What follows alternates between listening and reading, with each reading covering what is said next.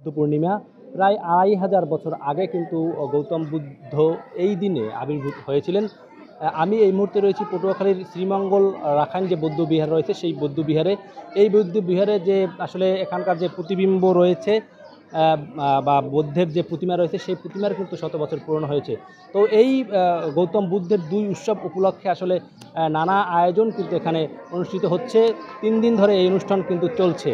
আমরা সকালে এখানে এসে দেখেছি এখানে কিন্তু যে বিভিন্ন পাড়া রয়েছে, বিভিন্ন রাখাইন পাড়া থেকে হাজার হাজার নরনারী কিন্তু এখানে উপস্থিত হয়েছেন।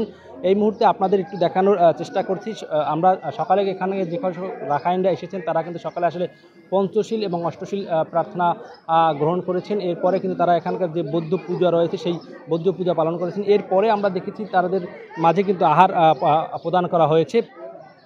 আমি এখন একটু এখানকার কথা বলতে চাই। এই কুয়াকাটা শ্রীমঙ্গল বৌদ্ধ বিহারের যে উপাধ্যক্ষ রয়েছে ইন্দু বংশ ভিক্ষু, তার সঙ্গে আসলে আমরা একটু কথা বলার চেষ্টা করব। জি, কেমন আছেন আপনি? হ্যাঁ, আছি, ভালো আছি। আচ্ছা, আজকে এখানে আপনাদের কী কী অনুষ্ঠান হচ্ছে এবং এখানে কী পরিমাণ মানুষ এসেছে, তাদের জন্য কী কী আয়োজন করেছেন? সর্বপ্রথমে ধর্ম বর্ণ নির্বিশেষে সকলকে শুভ বুদ্ধ পূর্ণিমার মৈত্রীময় শুভেচ্ছা জানাচ্ছি। আমি ইন্দ্র বংশ ভিক্ষু, কুয়াকাটা শ্রীমঙ্গল বৌদ্ধ বিহার থেকে।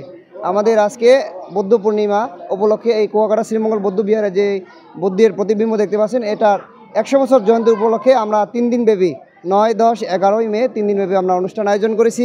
সেখানে আজকে শেষ দিন। তো আজকে আমাদের অনুষ্ঠানে রয়েছে এখানে যে আমাদের দূর দূরান্ত থেকে যারা উপাসক উপাসিকা আসছে ধর্মপ্রাণ, তাদেরকে পঞ্চশীল অষ্টশীল প্রদান করা এবং তারা গ্রহণ করবে। এবং তারা দূর থেকে যারা আসছে তাদেরকে আমরা এই ১১টা থেকে আহার দান করতেছি। যতক্ষণ তারা থাকবে ততক্ষণ আমরা আহার দান করব।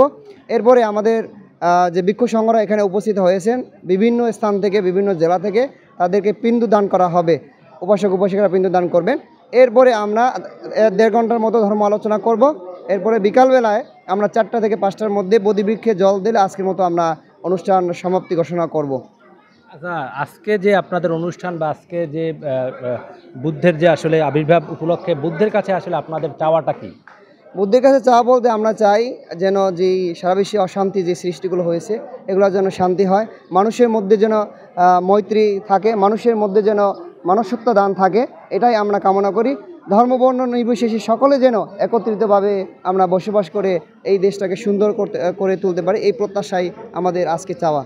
ধন্যবাদ আপনাকে। যেমনটা আসলে আপনারা শুনছিলেন যে এই গৌতম বুদ্ধের আবির্ভাব দিবস বা শুভ বৌদ্ধ পূর্ণিমা উপলক্ষে কিন্তু নানা আয়োজন এখানে অনুষ্ঠিত হয়েছে।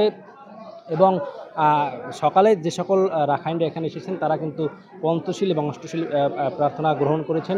এরপরে তারা কিন্তু বিভিন্ন ধর্মীয় আলোচনায় অংশগ্রহণ করেছেন এবং এখন কিন্তু আহার দান চলছে। বিকেলে আসলে বোধিবৃক্ষের জল ঢালার পরে আসলে আজকের যে এই এখানকার যে অনুষ্ঠান সেই অনুষ্ঠান কিন্তু আসলে শেষ হবে। তো আসলে শুভ বৌদ্ধ পূর্ণিমা উপলক্ষে কুয়াকাটা থেকে আমার কাছে এই ছিল সর্বশেষ।